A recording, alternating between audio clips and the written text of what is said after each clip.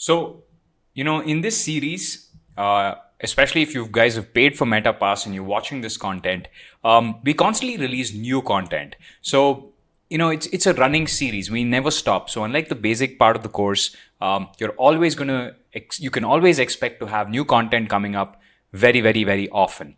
So, in this episode, we're going to talk about how to actually manage forms in Webflow. Now, in my opinion, forms in Webflow are quite limited. There's not too many things you can do with them. You can just collect some data and send yourself an email with that data. So it's good, if somebody wants to book appointments or something like that. Or it's good if, you're doing things manually.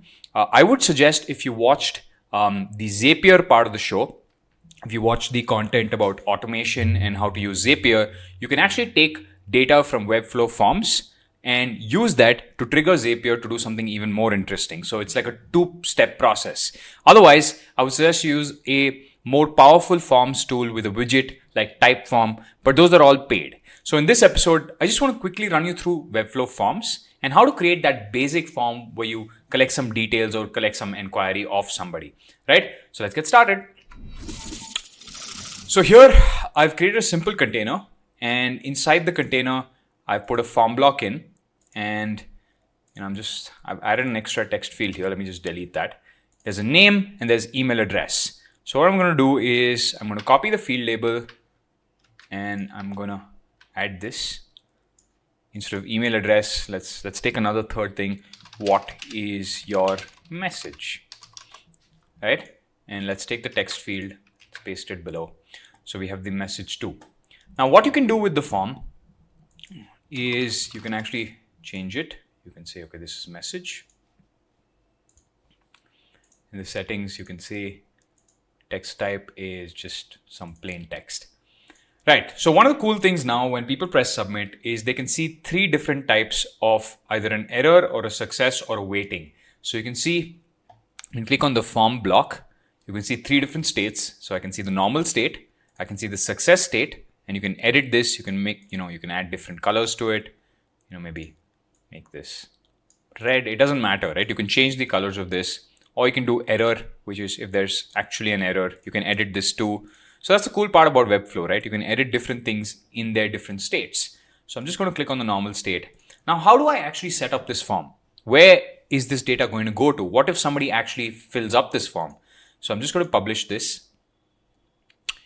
And I'm going to show you what this looks like on a web page. We got this form, and I can actually, fill out all the details on this form. But where does it actually go?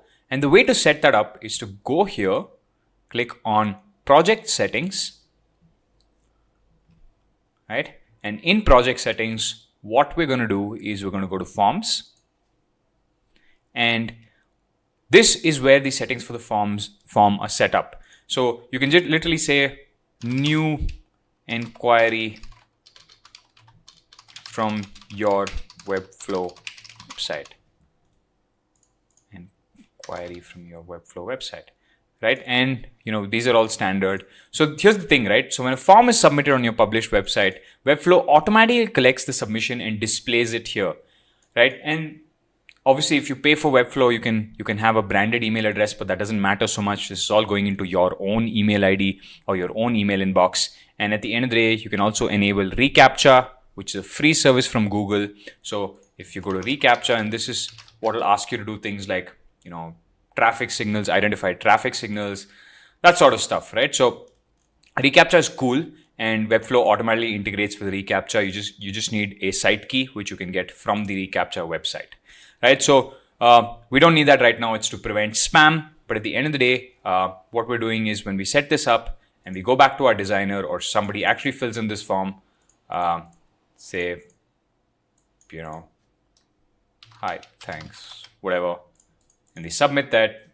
Now this data has gone and it will probably show up in my email. Right, and as you can see, you just got a new form submission.